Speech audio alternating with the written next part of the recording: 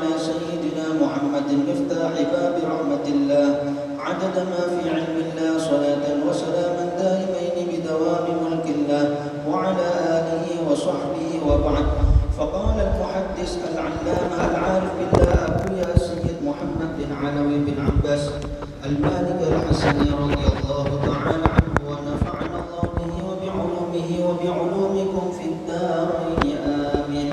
في كتابه مفاهيم يجب أن تصح إلى أن قال دعوى باطلة إلى أن قال ولنقتصر هنا على هذا السؤال: أيعتقدون أن الشهداء أحياء عند ربهم كما نطق القرآن بذلك أم لا؟ فإن لم يعتقدوا فلا كلام لنا معهم، لأنهم كذبوا القرآن حيث يقول: ولا نقول لمن يقتل في سبيل الله أموات بل أحياء ولكن لا تشعرون ولا تحسبن الذين قتلوا في سبيل الله أمواتا بل أحياء عند ربهم يرزقون. وإن اعتقدوا ذلك فنقول لهم: إن الأنبياء وكثيرا من صالح المسلمين الذين ليسوا بشهداء كأكابر الصحابة أفضل من الشهداء بلا شك ولا مرية. فإذا ثبتت الحياة للشهداء فثبوتها لمن هو أفضل منهم أولى، على أن حياة الأنبياء مصرح بها في الأحاديث الصحيحة. فإذا نقول حيث ثبتت حياة الأرواح بالأدلة القطعية فلا يسعنا بعد ثبوت الحياة إلا إثبات خصائصها، فإن ثبوت الملزوم يوجب ثبوت اللازم، كما أن نفي اللازم يوجب نفي الملزوم كما هو معروف. وأي مانع عقلا من الاستغاثة إلى الله بها والاستمداد بها، كما يستعين الرجل بالملائكة في قضاء حوائجه، أو كما يستعين الرجل بالرجل وأنت بالروح لا بالجسم إنسان. وتصرفات الأرواح على نحو تصرفات الملائكة لا تحتاج إلى مماسة ولا آلة، فليست على نحو ما تعرف من قوانين التصرفات عندنا، فإنها من عالم آخر. ويسألونك عن الروح قل الروح من أمر ربي. وماذا يفهمون من تصرف الملائكة أو الجن في هذا العالم؟ ولا شك أن الأرواح لها من الإطلاق والحرية ما يمكنها من أن تجيب من يناديها وتغيث من يستغيث بهذا الأحياء سواء بسواء، بل أشد وأعظم.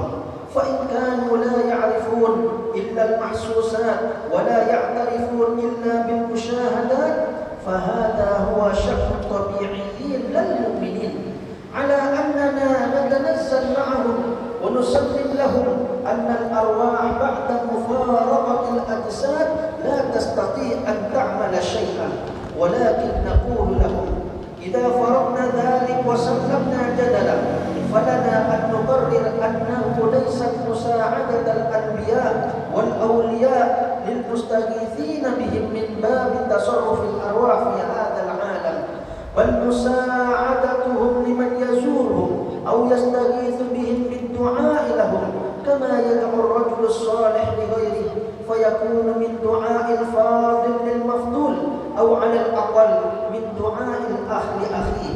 وقد علمت أنهم أحياء يشعرون ويحسون ويعلمون، بل الشعور أتم والعلم أعم بعد مفارقة الجسد لزوال الحجب الترابية وعدم منازعة الشواهد البشرية. وقد جاء في الحديث أن أعمالنا تعرض عليه صلى الله عليه وسلم، فإن وجد خيرا حمد الله، وإن وجد غير ذلك استغفر لنا.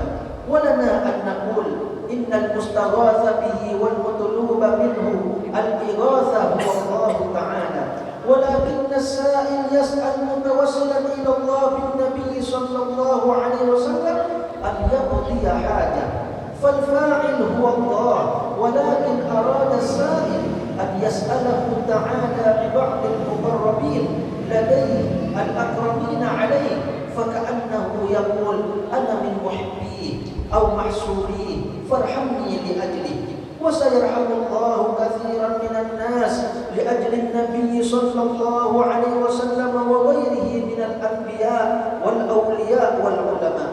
وبالجملة فإكرام الله لبعض أحباب النبي صلى الله عليه وسلم لأجل نبيه بل بعض العباد لبعض أمر معروف غير مجهول. ومن ذلك الذين يصلون على الميت ويطلبون من الله أن يكرمه ويعفو عنه لأجلهم بقولهم وقد جئناك شفعاء فشفعنا. بسم الله الرحمن الرحيم. الحمد لله رب العالمين، والصلاة والسلام على أشرف الأنبياء والمرسلين سيدنا ومولانا محمد وعلى آله وصحبه أجمعين. سبحانك لا علم لنا إلا ما علمتنا إنك أنت العليم الحكيم. رب اشرح لي صدري ويسر لي أمري واحلل عقدة من لساني يفقه قولي وسدد لساني واهد قلبي بحق سيدنا ومولانا محمد والصحب والآل.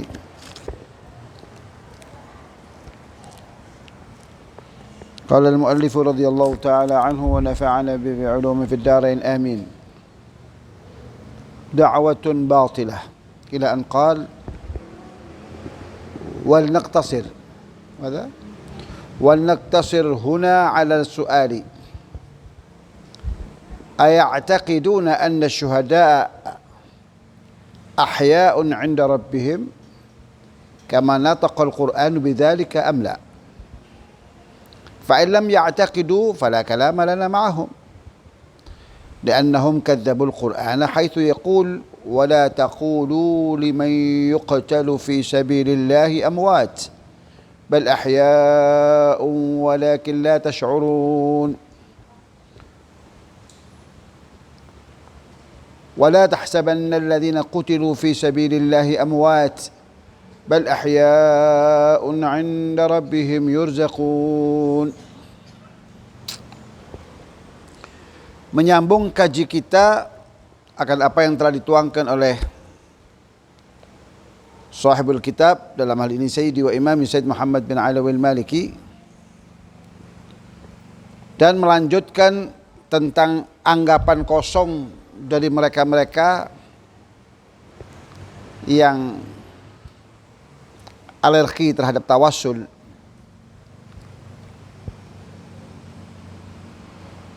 Lanjut beliau, wal naktasir huna ala hadha soal. Lalu kita persingkat saja di sini tentang pertanyaan apakah interaksi yang hidup dengan yang telah mati, istilah kita mati, istilah kita yang tepat adalah kita yang hidup di alam asbah, mungkinkah berinteraksi dengan mereka yang hidup di alam arwah? Itu lebih tepat. Mati itu anggapan kita, dan mati itu adalah berlaku untuk hukum kehidupan duniawi ini, untuk ragawi kita ini. Sementara untuk hakikat manusia itu tidak akan pernah mengalami kematian. Apa itu ruh? Paham ya? Jadi adalah apakah memungkinkan kita yang hidup di alam asbah untuk berinteraksi dengan mereka yang hidup di alam barzakh atau alam arwah? Lalu beliau mengatakan ayataqiduna, apakah mereka percaya, dan kepercayaan ini merupakan sebuah akidah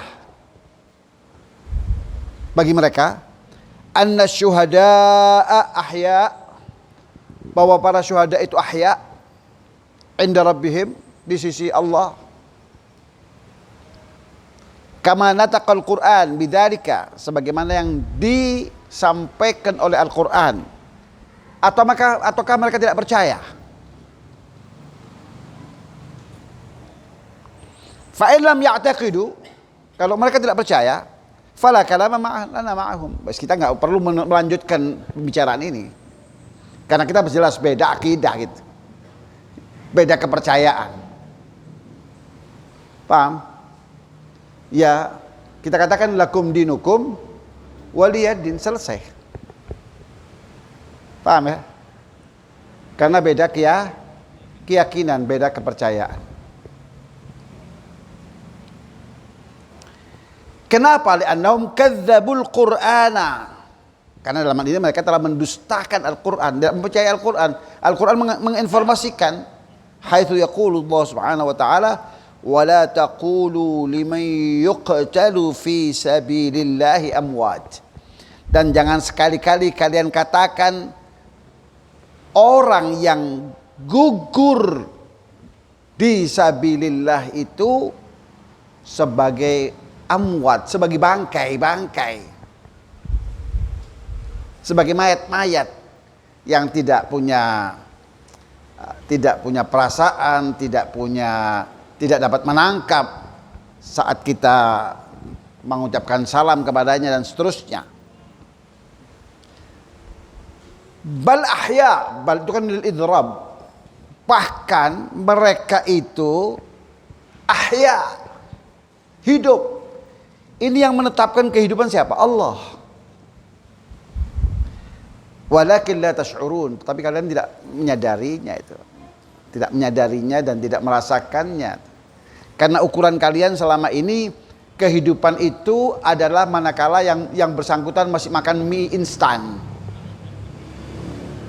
Paham? Kalau kehidupan diidentikan dengan mie instan, ini susah gitu. Maka la tash'urun. Ada kehidupan yang nilainya lebih tinggi. Mafhum? Ini yang menyatakan Allah Subhanahu wa taala. Jadi banyak di antara manusia itu laisa lahum syu'urun. Enggak punya perasaan, enggak punya kepekaan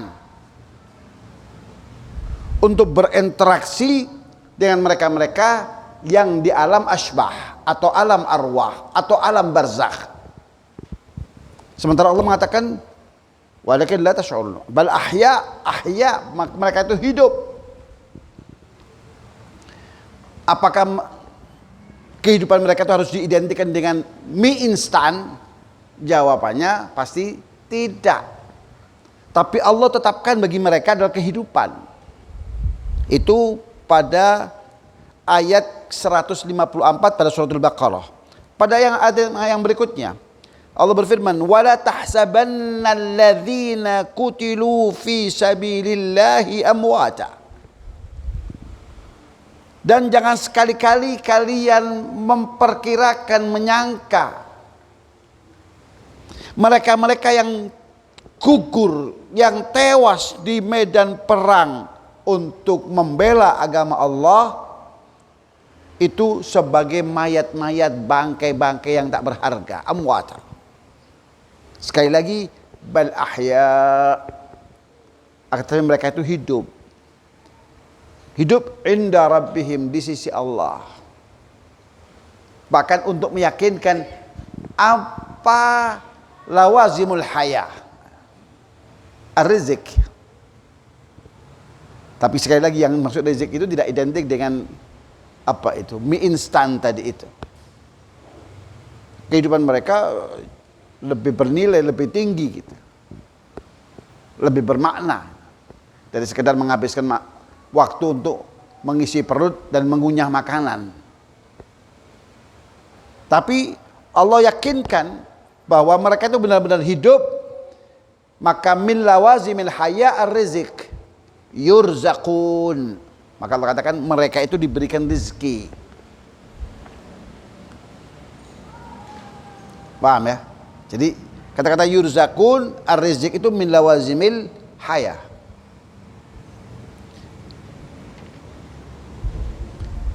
Nah, wa ini i'taqadu dzalika, kalau mereka yakin, oh ya, bagaimana enggak yakin? Itu Al-Qur'an, mereka yakin.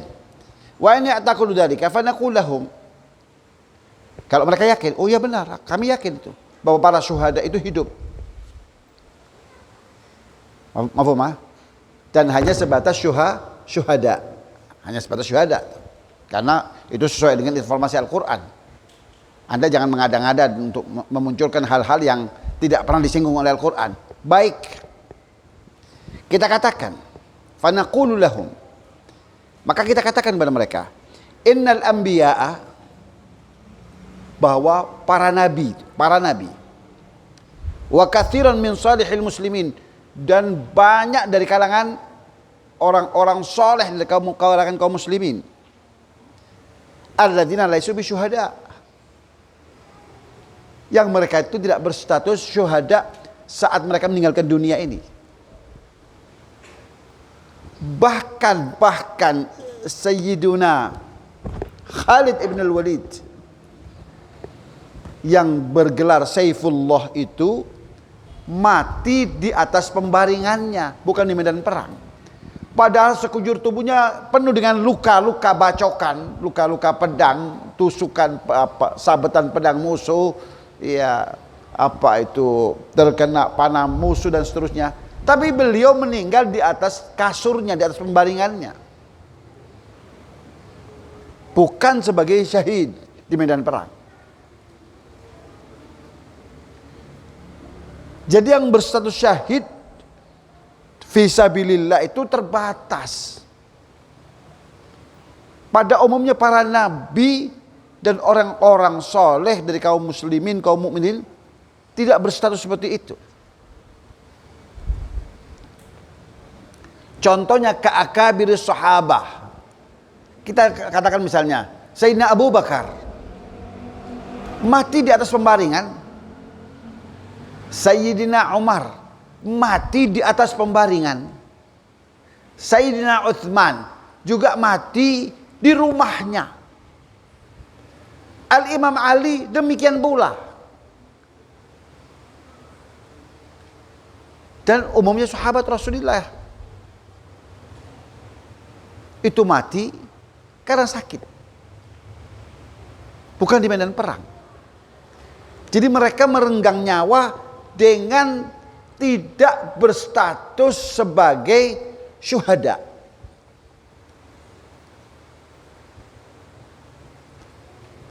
Akan tetapi kedudukan mereka seperti Sayyidina Abu Bakar, Sayyidina Umar, Sayyidina Uthman, Sayyidina Ali dan sahabat-sahabat yang lainnya itu adalah afdalu minasyuhada bila syakkin wala miryah. Siapa yang meragukan bahwa Sayyiduna Abu Bakar As-Siddiq lebih afdal daripada 1000 syuhada? Ada yang meragukan itu? Gak ada. Sosok manusia yang telah mencapai titik kulminasi keimanan, maka disematkan gelaran kepada beliau As-Siddiq. Siapa yang meragukan kualitas keimanan seorang Sayyidina Umar Ibn Khattab radhiyallahu anhu?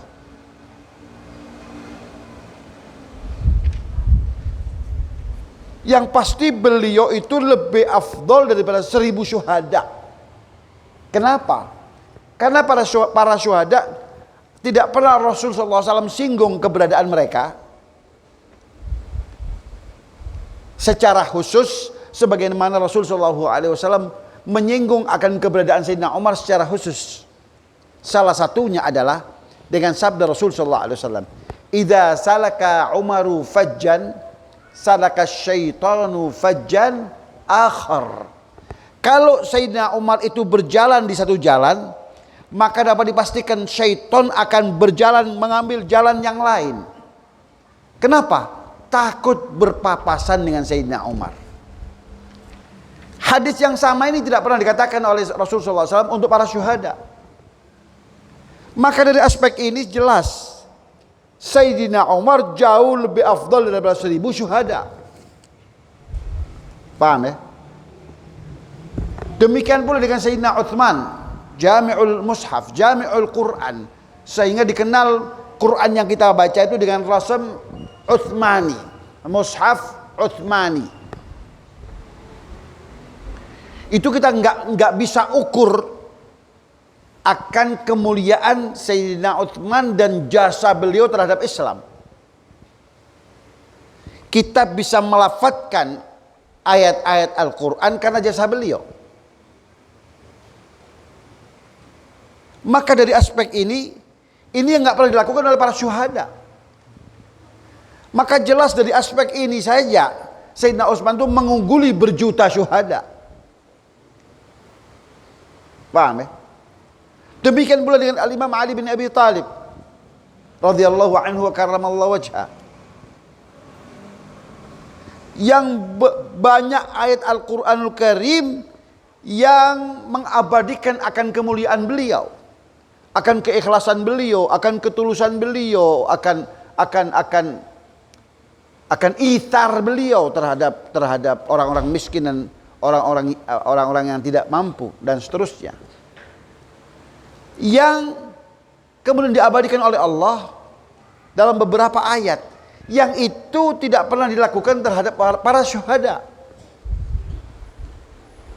Misalnya firman Allah, ya, apa itu? Wa yut'imuna at-ta'ama 'ala hubbihi miskinan wa yatiman wa asira innama nut'imukum liwajhillah la nuridu minkum jazaan wala syukura.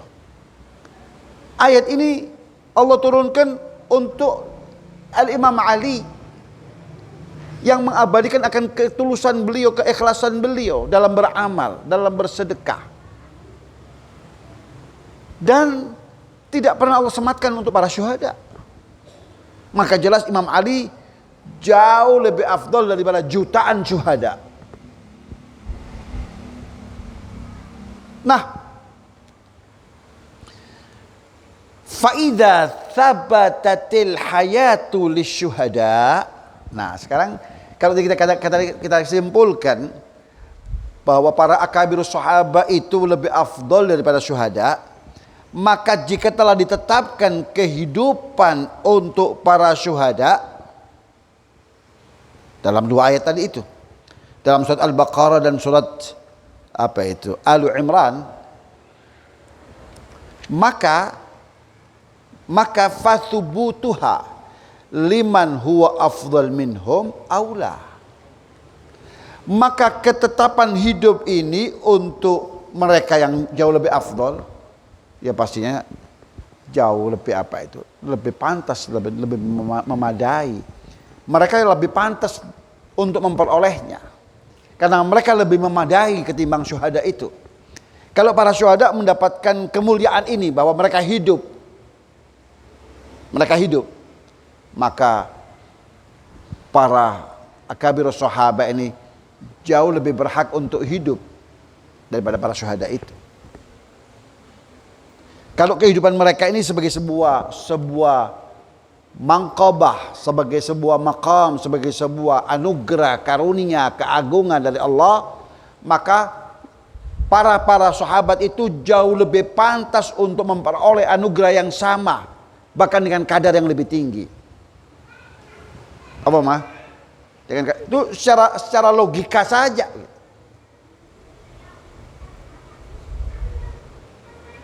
Apa mah? Ini terlepas bahwasanya bahwa yang dimaksud dalam dua ayat itu ahya itu bukan sekedar mereka bisa berinteraksi. Kalau sekedar berinteraksi itu umumnya ruh dapat berinteraksi. Dan sudah kita berulang-ulang kita sampaikan itu. Bagaimana Rasul sallallahu alaihi wasallam mendatangi kubur Ahlul Qadib. Pentolan-pentolan Quraisy, musyrikin Quraisy yang dikubur dalam satu liang itu di perang Badar. Lalu Rasul sallallahu alaihi wasallam datangi dan panggil satu persatu nama mereka itu.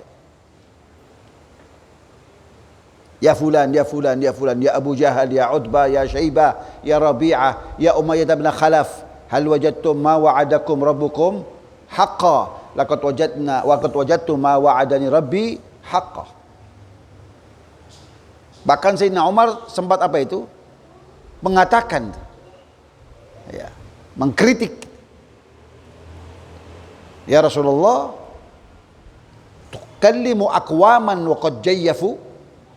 Yang benar saja engkau berdialog dengan orang-orang yang kau sebutkan namanya tadi, yang kini telah menjadi bangkai, jayyafu. Apa kata Rasul? Ma anta bi asma'a minhum. Ma anta bi asma'a minhum. Ini kalau kita bicara tentang kehidupan, maka kehidupan alam barzakh itu semua mengalaminya gitu. Abu Jahal pun mengalaminya dan memungkinkan interaksi itu untuk apa dilakukan. Paham ya? Tapi yang dimaksud di sini dalam dua ayat ini adalah kehidupan yang jauh lebih afdol daripada kehidupan di alam asbah. Nah, kalau mereka memperoleh kehidupan yang nilainya jauh lebih afdol daripada kehidupan di alam asbah, di alam ragawi, di alam duniawi ini, maka para akabirus sahabah dan sebagian daripada salihil mu'minin itu mereka jauh lebih pantas, layak untuk memperolehnya. Kenapa? Ya karena kesolehan pribadi mereka yang pertama, dan jasa besar mereka terhadap agama ini. Mafhumah? Misalnya para a'immah, di mana kita mengenal ibadah, dituntun untuk beribadah kepada Allah itu dengan format yang benar karena jasa mereka. Maka kita tidak dapat bayangkan kalau hadis Rasul mengatakan ad-dalu 'alal khairi kafa'ilih. Maka bagaimana kedudukan seorang Imam Syafi'i? Bagaimana kedudukan seorang Imam Malik? Bagaimana kedudukan seorang Imam Abu Hanifah? Bagaimana kedudukan seorang Imam Ahmad bin Hanbal? Terhadap jasa-jasa mereka, karena tuntunan mereka kita dapat melaksanakan syariat ini dengan format yang kita yakini kebenarannya. Contohnya sholat misalnya. Kita mengenal rukun-rukun sholat. Kita mengenal kewajiban-kewajiban sholat. Bahkan sampai syarat-syarat sahnya sholat. Karena jasa siapa? Jasa para a'imah itu. Kita tidak dapat membayangkan betapa tinggi pangkat dan derajat mereka di sisi Allah. Kalau kita mengacu pada hadis ad-dalu 'alal khair kafa'ilih. Kalau sekedar menunjukkan saja dan mendapatkan pahala seperti orang yang melakukan. Bagaimana dengan menuntun? Bagaimana dengan menginformasikan dari tadinya nggak tahu, sampai faham dan seterusnya. Mafhumah? Jadi bukan sekadar menunjukkan saja, tapi mengajari, memahamkan hingga meyakinkan kita. Maka jelas para a'immah itu jauh lebih afdol kedudukannya di sisi Allah daripada para syuhada. Paham ya?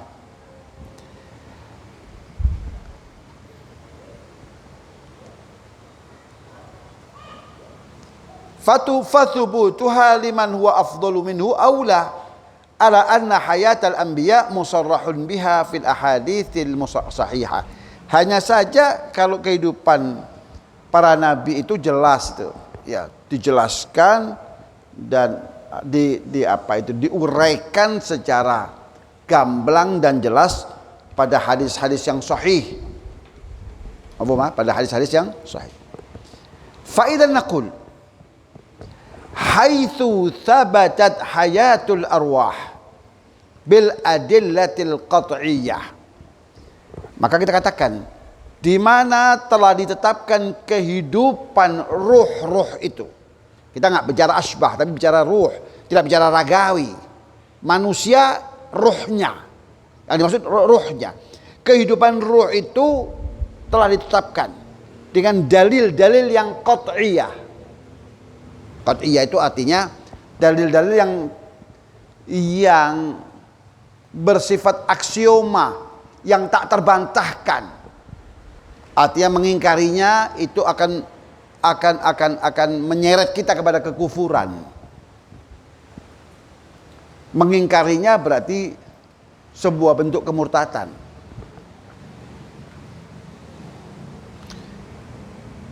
Fala yasa'una ba'da thubutil haya illa itsbat khasaisiha. Maka sekarang enggak ada lagi, ya, tidak ada lagi peluang untuk kita mengelak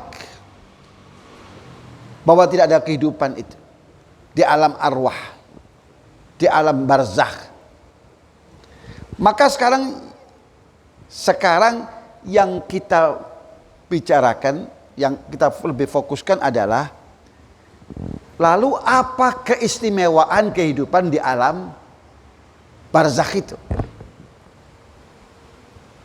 Apakah sama dengan kehidupan kita di alam asbah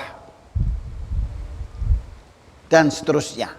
Nah, fa inna thubutal malzum yujibu thubutal lazim. Karena kalau ada kehidupan, maka apa lawazimul haya itu? Harus ada kan? Apakah sama haya di dalam alam asbah ini dan lawazimha dengan kehidupan di alam barzakh dan lawazimha? Kalau kehidupan di alam asbah, maka kita tanda-tanda kehidupan. Apa itu? Bernafas. Tanda-tanda kehidupan. Oh, ada sisa makanan dan seterusnya. Ada sisa minuman dan seterusnya. Itu lawazimul haya di alam asbah. Lalu bagaimana dengan alam arwah? Kalau kita gali kubur, mana itu tanda-tanda kehidupan itu? Bungkus supermi juga nggak ada, ya. Bekas orang makan juga nggak ada di situ dan seterusnya. Maka kita bicara tentang khosaisul haya, keistimewaan dan spesifikasi kehidupan di alam barzakh itu. Apa gitu? Apa tandanya?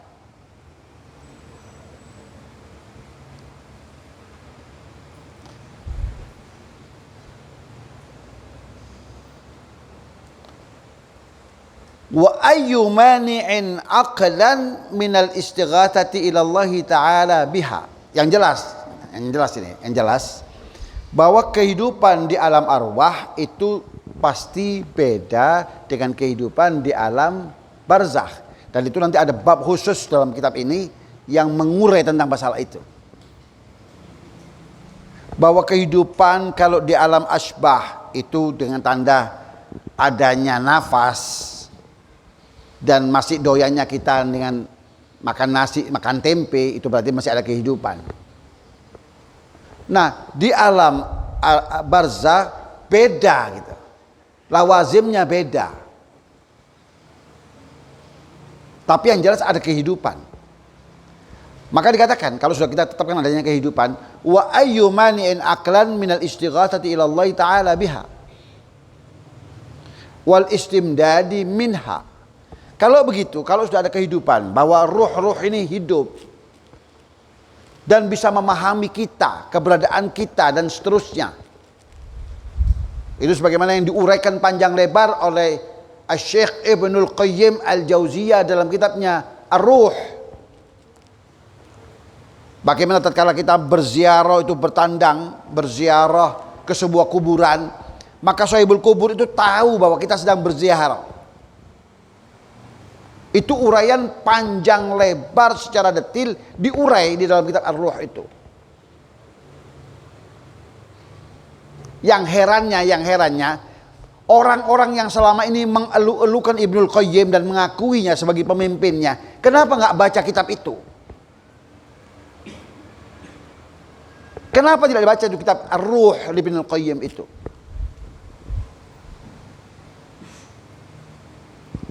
Kalau sudah masalah-masalah ini, mereka mufarokoh. Ya, mereka langsung mufarokoh, seakan nggak pernah kenal. Padahal selama ini Ibnul Qayyim diakui sebagai imam mereka. Sementara ada uraian yang begitu detil dan jelas serta gamblang tentang alam barzakh oleh Ibnul Qayyim. Baca itu sehingga kita nggak kerepotan gitu. Nggak ada lagi logika-logika yang nggak waras itu. Lalu memposisikan kita sebagai penyembah kuburan. Paham ya? Nah, maka dikatakan wa ayyu mani'an aqlan minal istighatsati ila Allah taala biha. Kalau begitu apa yang melarang, yang mencegah Anda, kalau kita kembalikan pada logika itu, untuk beristighatsah dengan mengandalkan ruh-ruh tadi ini, memohon kepada Allah dengan mengandalkan, dengan bertawassul, berwasilah dengan ruh-ruh yang mulia ini, wal istimdadi minha, dan memintanya kepada Allah, tapi melalui ruh-ruh ini, sebagaimana kama yasta'inu rajul bil malaikah fi qada'i hawaiji, sebagaimana seorang muslim, muslimah, mukmin, mukminah meminta bantuan melalui malaikat, dengan malaikat, tapi tetap bantuan itu dialamatkan, permohonan bantuan itu dialamatkan kepada Allah, tetap kepada Allah, hanya saja melalui malaikat.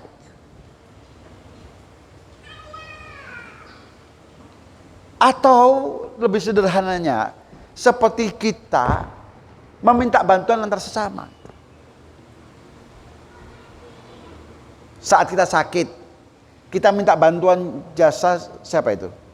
Dokter, untuk mendiagnosa penyakit kita, karena beliau ahlinya, pakarnya. Dengan keyakinan siapa yang menyembuhkan? Allah. Ya seperti itulah.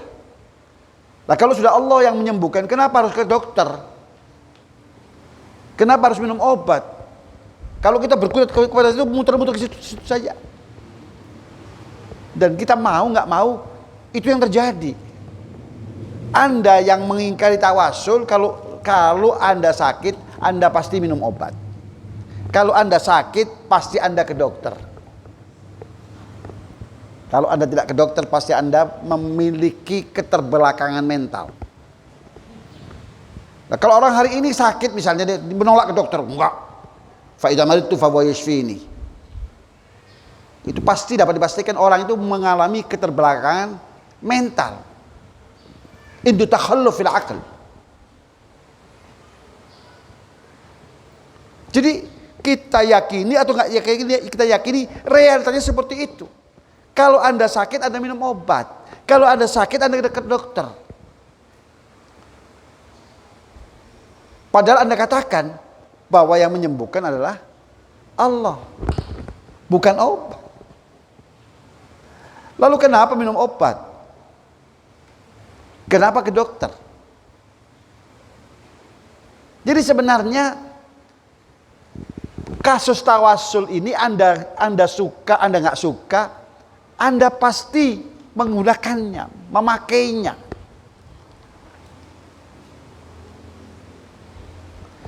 Nah, kembali, lalu apa yang akan menghalangi kita itu untuk beristighatsah kepada Allah dengan mengandalkan ruh-ruh yang istimewa tadi itu? Ruh-ruh yang istimewa dengan kehidupan yang istimewa pula. Apa istimewanya? Yang pertama, pusara mereka itu dapat kita pastikan Raudhah bin Riyadhil Jinan. Karena dalam perspektif Islam hanya itu yang ada. Kuburan itu kalau enggak Raudhah min Riyadhil Jinan, maka menjadi apa itu? Hufratun min hufarin niran. Enggak ada yang ketiga. Nah, kalau Raudhah min Riyadhil Jinan maka pasti tempat itu tempat turunnya keberkahan, tempat turunnya rahmat, tempat turunnya maghfirah dan seterusnya. Oleh karena itu kenapa kok kita jauh-jauh harus ziarah ke kubur itu? Kan jarak jauh bisa. Masalahnya ada aspek yang lain. Karena kubur mereka raudhah min riyadil jinan. Lah kalau begitu penghuninya sedang menghuni raudhah min riyadil jinan. Berarti ini manusia istimewa. Ruh ini istimewa. Nah, karena keistimewaan itulah lalu kita beristighatsah mengandalkan nilai-nilai keistimewaan tadi itu. Kenapa? Ya terus terang saja, kita ini jangan terlalu overconfidence, terlalu pede, terkesan nggak tahu diri. Apa-apa langsung. Sementara link nggak punya, iya. Pulsa pas-pasan, iya. HP jadul, iya. Begitu dibuka, sinyalnya cuma satu garis, iya. Mohonnya macam-macam, SMS saya panjang, yang nggak nyampe. Ya kira-kira seperti itulah. Maka perlu mendekatkan daerah yang sinyalnya kuat. Di mana itu? Di mana itu? Fi maqabiris salihin. Dan ini yang sudah disinggung keberadaannya oleh Allah. Allah Subhanahu wa taala dalam surat Isra itu, Subhanalladzi asra bi'abdihi lailan minal masjidil haram ilal masjidil aqsa. Kenapa Masjidil Aqsa? Alladzi barakna haulahu. Salah satu tafsiran alladzi barakna haulahu, yang kami berkahi sekitarnya itu ay bi maqabiril anbiya. Kalau begitu kubur-kubur para nabi, kubur-kubur orang-orang soleh itu sumber keberkahan. Itu sinyal-sinyal keberkahan di situ. Itu binasil Quran. Barakna haulahu. Salah satu tafsirannya ay bi maqabiril anbiya. Walaupun ada tafsiran lain, yaitu apa itu hal-hal yang bersifat keduniaan, materi duniawi, basadin, ya, kebun-kebun di Syam itu yang tidak terdapat di kota Makkah, maka tandus. Nah, itu barakna haula. Salah satu tafsirannya. Tafsiran yang lain ay bi maqabiril anbiya. Kalau bi maqabiril anbiya kita menyimpulkan kalau begitu kuburan para nabi itu sumber keberkahan. Maka kita merapat ke sana supaya sinyal kita kuat.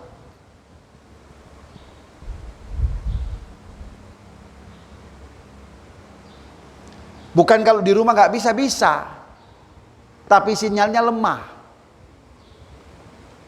Paham ya? Maka merapatlah kita ke kuburan orang-orang soleh itu. Kenapa? Raudhah min riyadil jinan. Ya, tempat keberkahan dan seterusnya, sehingga sinyalnya di sana kuat. Kalau kuat komunikasinya gampang. Begitu kita menjauh sedikit sudah terputus-putus itu. Betul? Nah, itu logika umum saja lah. Nggak ada yang nggak mau bertawasul terlalu pede. Sudah HP-nya jadul, iya, pakai kartu yang apa itu operatornya nggak jelas, iya, dan seterusnya. Ya nyala, nyambung, tapi tadi itu komunikasinya nggak apa itu buruk. Putus-putus, bisa salah paham nanti. Ya, ngomong ke barat ya ke timur. Ya. Dan seterusnya. Maka Wa ayyumani'an aqlan minal istighatsati lillahi ta'ala biha. Kalau begitu, apa salahnya itu? Kita mengandalkan al-arwah tadi itu. Merapat tadi itu untuk menguatkan sinyal. Wal istimdadi minha. Kama yasta'inu ar-rajul bil malaikah fi qada'i hawaiji. Atau kama yasta'inu ar-rajul bir rajul. Ya tadi itulah, ke dokter, ke apotek, beli obat dan makan seterusnya. Makan obat dan seterusnya. Ya, itu terjadi. Dan beliau mengatakan wa anta birruh la bil jismi insan. Lalu tolok ukur barometer seseorang itu apakah jasadnya? Jawabnya enggak. Tapi inti kemanusiaannya itu yaitu apa? Ar-ruh. Ya.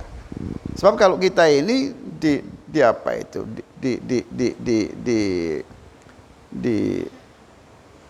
Ya gambaran masa lalu sajalah. Iya, Bilal ibn Rabah. Iya, berkulit hitam, bibirnya dower. Iya, dibandingkan dengan Abu Lahab, putih bersih. Iya, dari tampilan fisiknya jelaslah Abu Lahab itu mirip-mirip malaikat begitu kira-kira. Paham ya? Lah, kalau manusia itu yang menjadi ukurannya adalah fisiknya, maka Bilal ibn Rabah tidak mendapatkan nominasi, nggak masuk hitungan, bibir dower, kulit hitam legam. Tapi tolak ukur barometer ke hakikat manusia itu adalah ruhnya. Maka dengan ruh itulah Bilal ibn Rabah yang hitam legam, yang budak itu mengungguli seorang Abu Jahal dan Abu Lahab dan abu-abu yang lainnya. Faham ya? Wa anta birruhi la bil jismi insan. Kita ini diakui diri kita sebagai manusia itu karena unsur ruh kita. Bukan apa itu fisik kita. Kalau fisik boleh punya kekurangan lah dan seterusnya. Tetapi itu bukan menyebabkan tolok ukurnya. Tolak ukurnya adalah ar-ruh.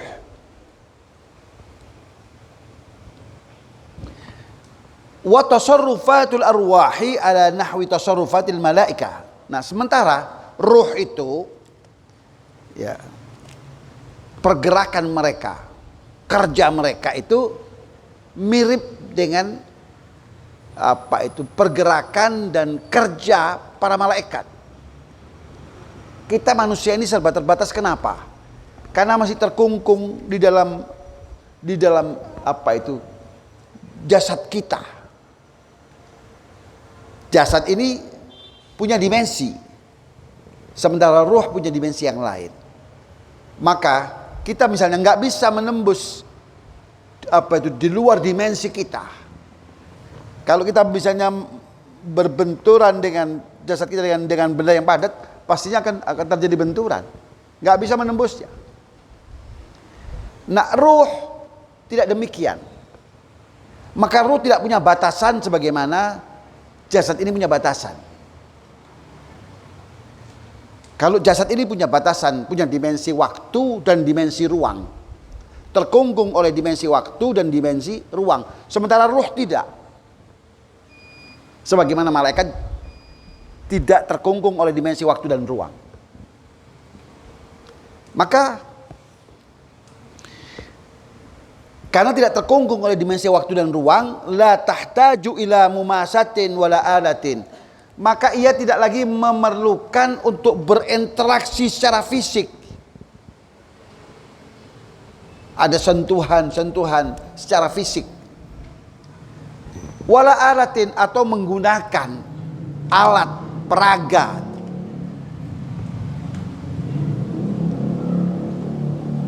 Falaisat ala nahwi ma ta'rifu min qawanin tasarrufat indana. itu di alam arwah itu tidak seperti yang kita fahami, yang kita ketahui dari kaidah-kaidah di alam kita, di alam ragawi ini, alam material ini. Yang sesuatu ini nggak bisa tidak mengawang-awang kalau nggak ada yang menyanggahnya. Nah, itu tidak berlaku di alam arwah. Fa innaha min alamin akhar, karena itu alam yang berbeda gitu. Alam yang berbeda. Ya.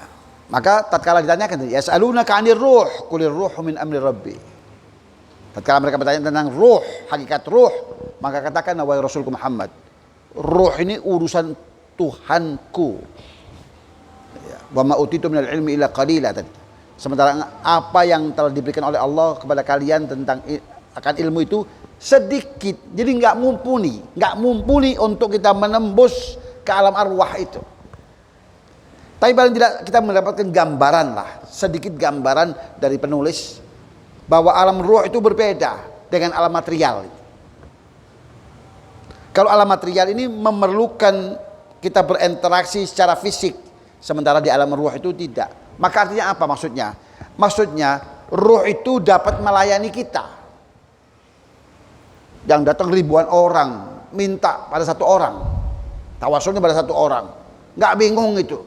Ukuran bingung itu kalau kita di alam asbah, di alam arwah, cara kerja ruh ini berbeda gitu. Punya kemiripan seperti kerjanya para malaikat. Bagaimana malaikat Israel itu mencabut nyawa pada saat yang sama? Iya. Di Kaltim ini ada yang mati, di Jatim juga ada yang mati, sama-sama timurnya. Iya. Kalau kita mengatakan bagaimana cara kerjanya, apakah malaikat Israel punya banyak tangan begitu, atau punya banyak agen? Iya, punya banyak perwakilan, diwakilkan. Bagaimana kalau wakilnya satu sedang sibuk? Paham ya? Jadi kita, kata Allah Subhanahu wa taala, supaya nggak pusing, ya. Qulir ruhu min amri rabbi. Bukan masalah ini nggak bisa dibedah, bisa. Hanya sejak kalian aku berikan ilmu itu nggak mumpuni, terlalu sedikit, terlalu minim. Wa ma utitu minal ilmi illa qalila. Jadi sebaiknya bagaimana? Sebaiknya sebagaimana orang muslim sejati itu kan beriman dengan hal-hal yang gaib. Di antara unsur keimanan beriman dengan hal-hal yang apa itu?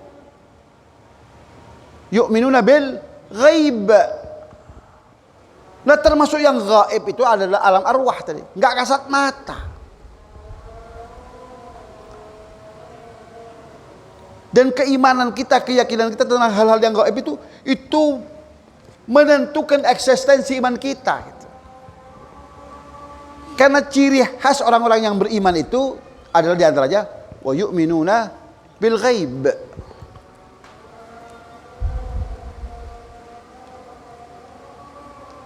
Paham ya? Nah, kalau kita beriman kepada hal-hal yang gaib, maka di antara yang gaib itu adanya keberadaan malaikat dengan cara kerja malaikat yang berbeda dengan kita. Nah, alam ruh itu punya kemiripan dengan cara kerja para malaikat itu.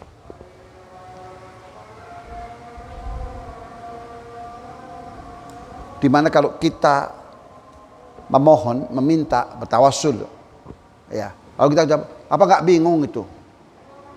Ya, satu orang melayani ribuan orang, nggak bingung. Ya kita jawab, itu kan sama.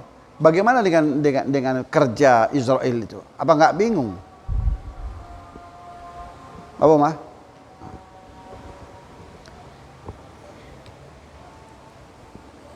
Maka dikatakan wala syakka anal arwaha laha minal itlaqi wal hurriyah ma yumakkinuha min an tujiba man yunadiha. Karena ruh itu punya kekuatan dan punya kebebasan dalam bergerak, ya.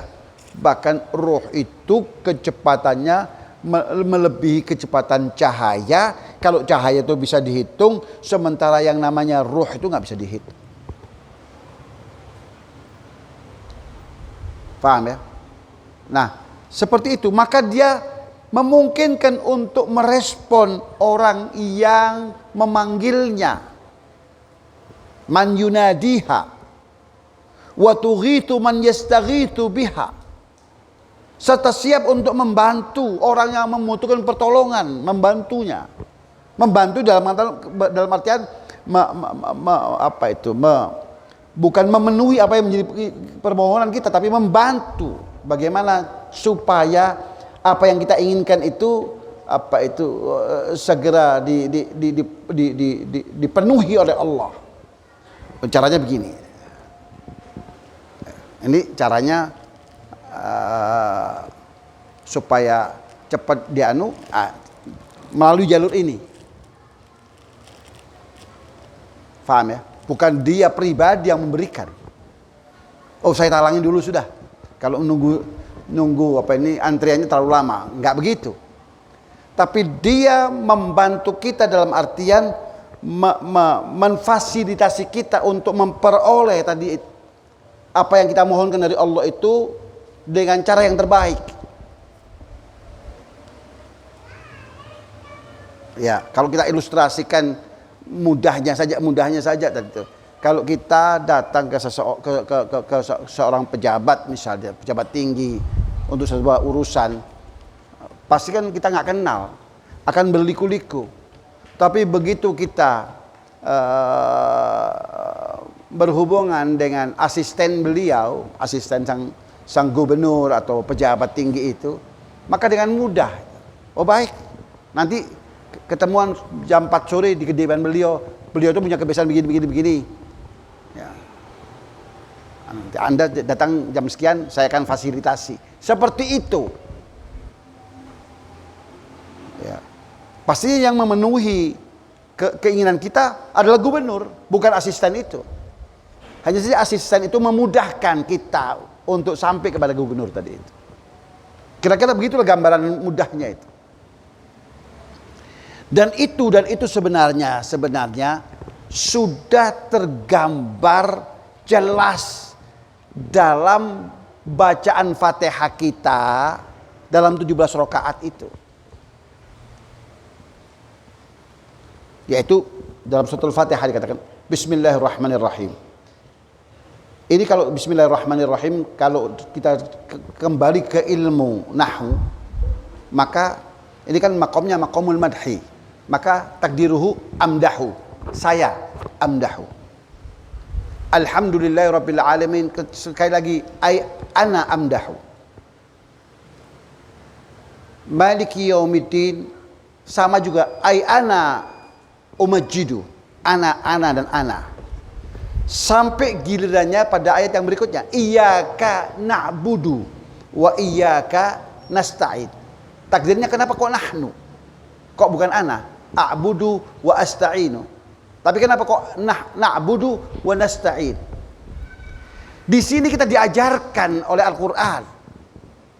Saat engkau berdiri untuk memohon pertolongan dan berdiri menyatakan untuk beribadah kepada Allah Subhanahu wa taala, jangan terlalu kepedean. Siapa Anda? Ujuk-ujuk minta. Dikenal juga enggak. Punya link juga enggak.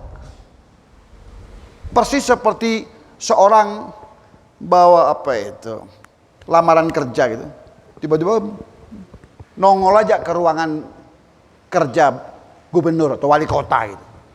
Pasti kita tanya, Anda ini siapa? Pasti akan dikatakan begitu.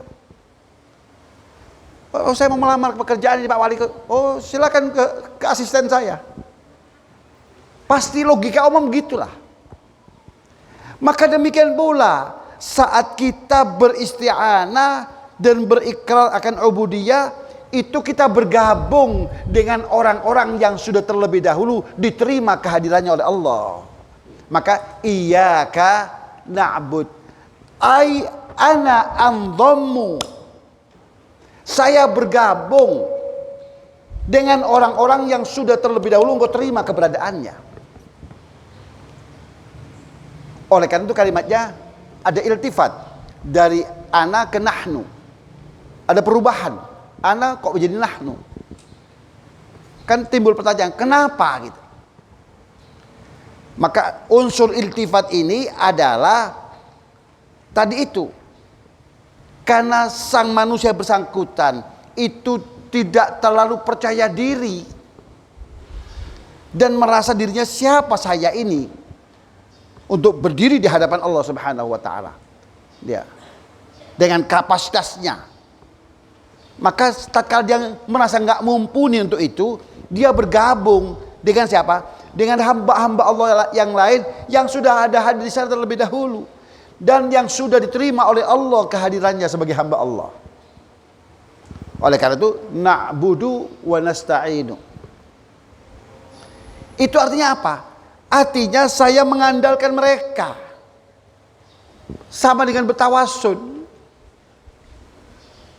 Ai tawassulan bihim, berharap saya juga diterima sebagaimana mereka terima. Bergabung dengan mereka, berharap permohonan saya diterima sebagaimana permohonan mereka telah diterima. Paham ya? Nah, jadi dalam surat Al-Fatihah itu sendiri sebenarnya sudah ada unsur pendidikan untuk diri kita untuk menggunakan unsur tawassul itu.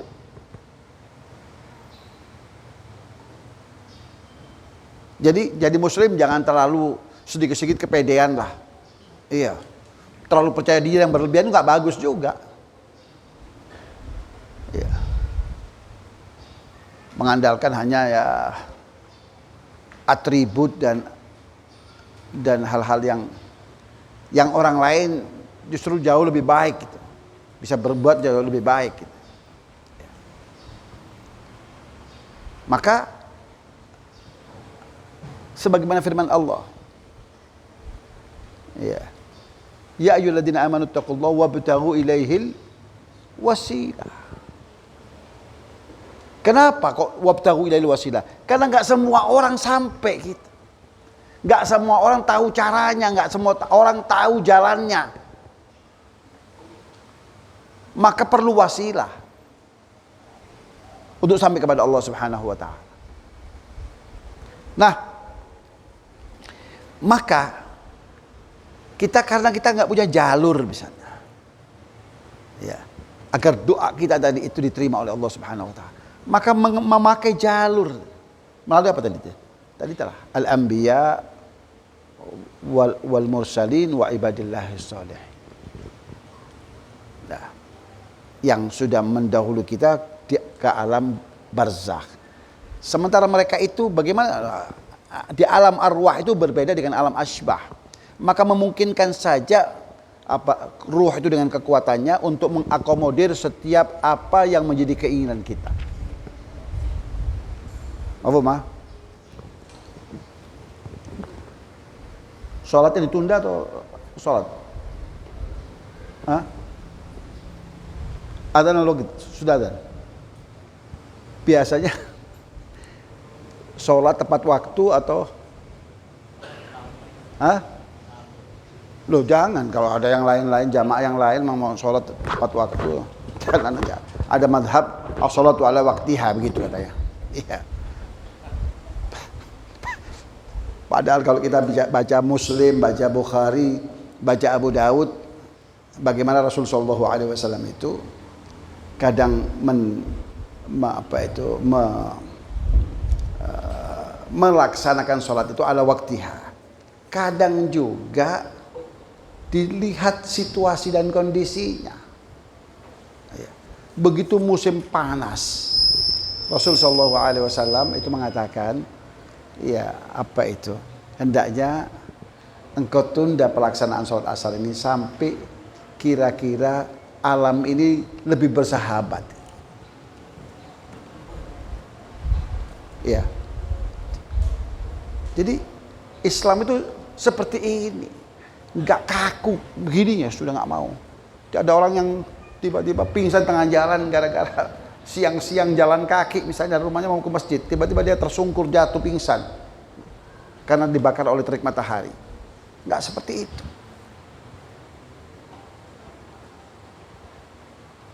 Tapi sekali lagi ya kembali kepada kebiasaan ya. Baik, kita lanjutkan sedikit lagi. Fa in kanu la ya'rifuna illa al-mahsusat wa la ya'tanuna illa bil musyahadat fa hadha huwa sya'nu tabi'iyyin lil mu'minin. Kalau kembali kemudian mereka hanya mau beriman dengan apa yang mereka lihat secara kasat mata. Baru mau beriman, percaya kalau sesuatu yang bisa disentuh. Sudah diraba, disentuh dan diraba. Ya. Maka fa hadha huwa sya'nu tabi'iyyin. Ini kelompok-kelompok fatalisme dan materialisme. Orang yang hanya beriman kalau ada dapat dilihat, diraba, disentuh, baru percaya, baru beriman. Bukan orang-orang mukminin. Di mana orang-orang mukmin itu diantaranya adalah ada unsur beriman kepada hal-hal yang gaib. Ala anana natanazzalu ma'ahum wa nusallimu lahum anal arwaha ba'da mufaraqatil ajsad la tastati'u an ta'mala syai'an. Baik, kita terima bahwa roh itu nggak bisa berbuat apa-apa. Setelah berpisah dengan jasadnya nggak bisa berbuat apa-apa. Oke. Walakin naqul lahum idza faradna dzalika wa sallamna jadala falana an nuqarrir annahu laysat musa'adatul anbiya'i wal awliya'i lil mustaghithina bihim min bab tasarrufil arwahi fi hadzal alam. Iya. Kalau begitu kita katakan. Iya. Bahwa musa'adah, pertolongan para nabi-nabi, para aulia-aulia untuk orang yang meminta pertolongan itu adalah min bab tasarrufil arwah fi hadzal alam. Bahwa yang bekerja itu apakah jasadnya? Maka jelas kita akan jawab yang bekerja itu adalah rohnya. Satu peristiwa saja untuk memperjelas masalah ini. Sholat kita ini awalnya berapa? 50 dalam kasus Isra dan Mi'raj itu 50. Kemudian ada usulan, masukan dari siapa itu? Nabi Allah Musa. Berapa jarak antara Nabi Allah Musa dengan Sayyidina Muhammad SAW? Ribuan tahun. Lalu pertanyaannya, Nabi Musa saat itu masih hidup, makan nasi, atau sudah wafat? Pasti jawabannya sudah wafat. Jadi yang berdialog, yang memberikan masukan itu jasad Nabi Allah Musa, atau hakikat Sayyidina Musa, yaitu ruhnya. Apa yang ditemui Rasulullah SAW? Ruhnya atau jasadnya? Ruhnya. Kalau Anda tidak percaya ruh, tapi Anda menikmati fasilitas itu, Anda mengingkarinya tapi Anda menikmati fasilitas itu, kenapa Anda nggak sholat 50 waktu? Paham? Iya. Sementara itu masukan dari siapa? Dari Nabi Allah Musa yang saat itu sudah wafat ribuan tahun. Paham ya? Jadi Nabi Musa di mana itu? Di alam barzakh. Atas izin Allah berinteraksi dengan siapa? Nabi Muhammad. Atas izin Allah. Dan memberikan masukan. Iya. Kalau hari ini bahasa YouTuber tuh sharing. Iya. Sharing. Memberikan masukan. Berbagi. Sampai akhirnya 5. Jadi sholat yang kita laksanakan hari ini itu adalah hasil produk sharing dari manusia yang sudah mendiami alam barzakh. Anda percaya, Anda nggak percaya, Anda harus percaya. Karena kalau enggak, ya Anda konsekuensinya Anda sholat 50 waktu, bukan 5 waktu. Paham ya?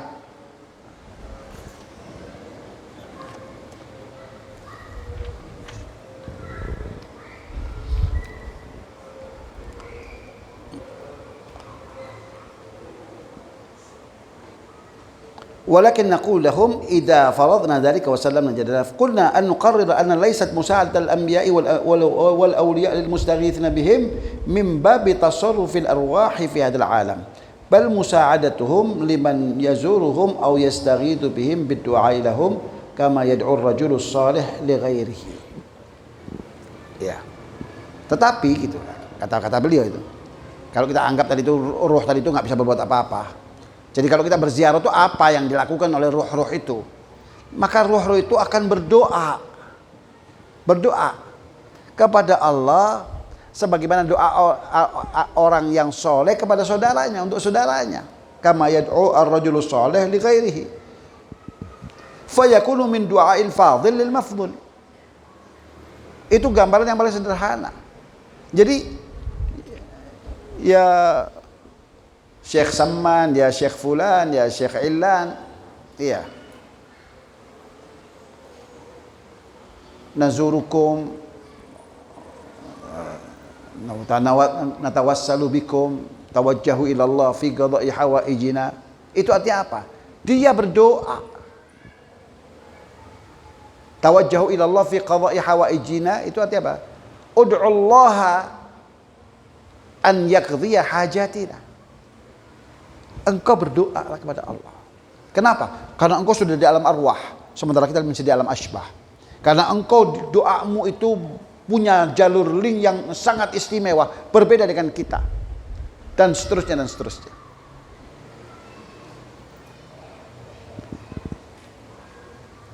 Jadi itu yang terjadi. Fayakunu min du'ail fadil mafdul au du'ail aqal min du'ail akhi akhihi. Atau alal aqal min du'ail akhi li akhi, paling tidak doa seorang muslim untuk saudaranya muslim. Dan doa seorang muslim untuk saudaranya muslim itu ala dhahril ghaibi itu asra'u ijabatan. Doa yang paling cepat diterima oleh Allah. Doa seorang muslim untuk saudaranya muslim yang lain tanpa diketahui oleh yang bersangkutan. Nah, ini kan kita nggak tahu kalau kita didoakan oleh sahibul ghabar. Maka doa itu pasti akan segera sampai ke hadirat Allah Subhanahu wa taala. Wa qad alimta annahum ahya'un yash'uruna wa yahissuna wa ya'malun. Bal asy-syu'uru atamu wal 'ilmu a'ammu ba'da mufaraqatil jasad. Padahal kita sudah ketahui bersama bahwa mereka itu hidup, ya, merasa, mendengar dan seterusnya. Ya, mengetahui dan seterusnya. Bahkan perasaan mereka itu jauh lebih peka, jauh lebih sempurna. Dan pengetahuan mereka jauh lebih sempurna, ya. Dan setelah mereka meninggalkan jasad mereka yang, ya. Dan itu dalam ayat Al-Quran begitu banyak, ya. Bagaimana keberadaan mereka yang di alam barzakh itu begitu berguna untuk kita yang di alam asbah.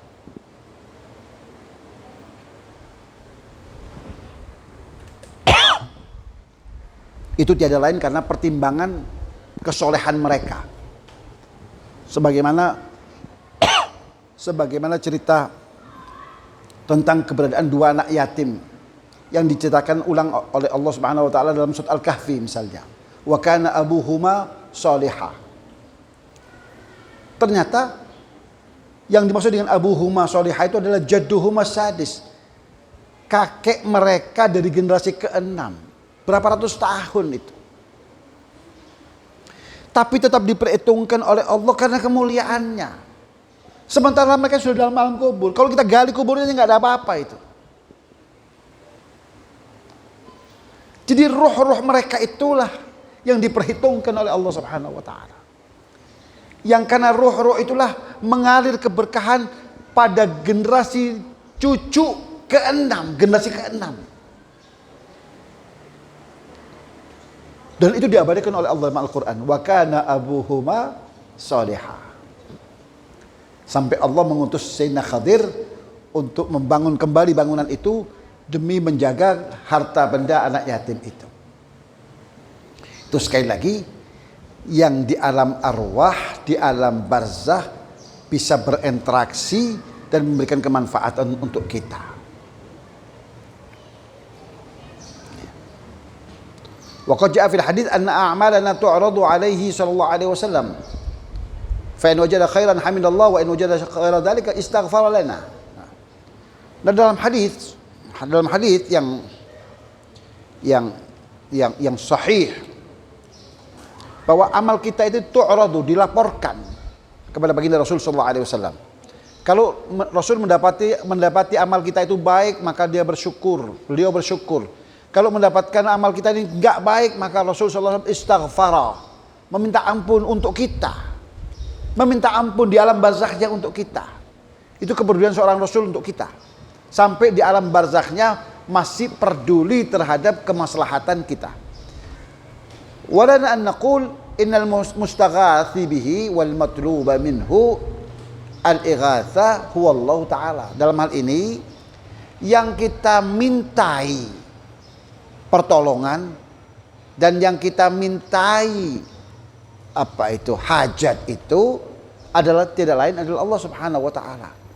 Walakin as-sa'il yas'alu mutawassilan ila Allah bin Nabi sallallahu alaihi wasallam an yaqdiya hajatahu. Akan tetapi seorang pendoa, seorang peminta itu memohon kepada Allah dengan bertawassul, dengan berwasilah, dengan perantara Rasul sallallahu alaihi wasallam agar Allah mengkabulkan hajatnya. Kenapa harus bertawassul? Tadi itu karena kita jangan kepedean. Ya. Jangan terlalu pede. Sementara kita enggak mengetahui tentang kapasitas diri kita. Apa mah?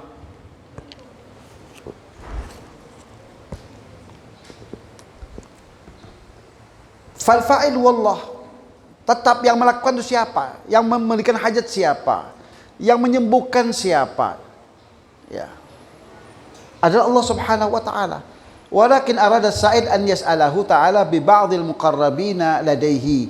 Akan tetapi dalam hal ini sang pemohon itu memohon kepada Allah dengan mengandalkan sebagian orang yang punya kedekatan dengan Allah. Punya kedekatan dengan Allah. Yaitu mereka-mereka yang mulia di sisi Allah Subhanahu wa taala. Faka'annahu yaqulu ana min muhibbi. Maka lisanul halnya itu mengatakan aku adalah pecintanya. Atau mahsubihi, atau orang yang diperhitungkan olehnya. Saya punya kedekatan, saya orang yang diperhitungkan oleh si fulan itu. Farhamni li ajlihi, maka rahmatilah aku, kasihanilah aku, bukan karena aku tapi karenanya. Wa sayarhamullahu katsiran minan nas li ajli Nabi sallallahu alaihi wasallam. Dan banyak orang yang akan dirahmati oleh Allah Subhanahu wa taala karena baginda Rasul sallallahu alaihi wasallam. Dan itu sudah janji Allah untuk Rasul sallallahu alaihi wasallam. Wala saufa yu'tika rabbuka fatarda. Wala saufa yu'tika rabbuka fima yata'allaku bi sa'adati ummatik, fima yata'allaku bi salamati ummatik, fima yata'allaku bi najati ummatik hatta tarda. Oleh karena itu respon Rasul sallallahu alaihi wasallam apa? Walan arda wa wahidun min ummati finnar. Oleh karena itu saya tidak akan pernah puas itu kalau ada satu di antara umatku yang masih tercecer dan mendekam dalam neraka Allah. Jadi wala saufa yu'tika rabbuka fatarda tadi itu adalah kaitannya dengan bukan kepentingan Nabi pribadi, tapi kepentingan Nabi yang berkait dengan kepentingan umat. Itu janji Allah Subhanahu wa taala. Dan itu yang kita kemudian andalkan. Dan itu yang kemudian kita manfaatkan. Dan Allah tidak akan pernah mengecewakan Rasulnya yang berkait dengan kemaslahatan, kesejahteraan, dan kebahagiaan umat. Amin Allahumma آمين. وصلى الله على سيدنا محمد نبي الأمة وعلى آله وصحبه وسلم والحمد لله رب العالمين. ربنا انفعنا بما علمتنا، ربي علمنا الذي ينفعنا، ربي فقهنا فقه أهلنا وقراباتنا في ديننا مع الكل أنثى وذكر، ربي وفقنا ووفقهم لما ترضي قولا فعلا كرما، وارزقنا كل حلالا دائما وأخلاق يا علماء نحظى بالخير ونكفى كل شر. ربنا اصلح لنا كل شؤون وأقر بالرضا منك العيون، واقضي عنا ربنا كل الديون قبل أن تأتينا رسل من واغفر واستر أنت أكرم من ستر. صلاة الله تغشى المصطفى من الحق دعانا، والوفاء بكتاب في النسي شفاء، وعلى الآل الكرام الشرفاء، وعلى الصحب مصابيح الغرر. اللهم اهدنا بهداك واجعلنا من يسارع في رضاك، ولا تولنا وليا سواك، واجعلنا من خالف أمرك وعصاك. وحسبنا الله ونعم الوكيل، ولا حول ولا قوة إلا بالله العلي العظيم. وصلى الله على سيدنا محمد النبي الأمي وعلى آله وصحبه وسلم. الحمد لله رب العالمين. قبول سر الفاتحة.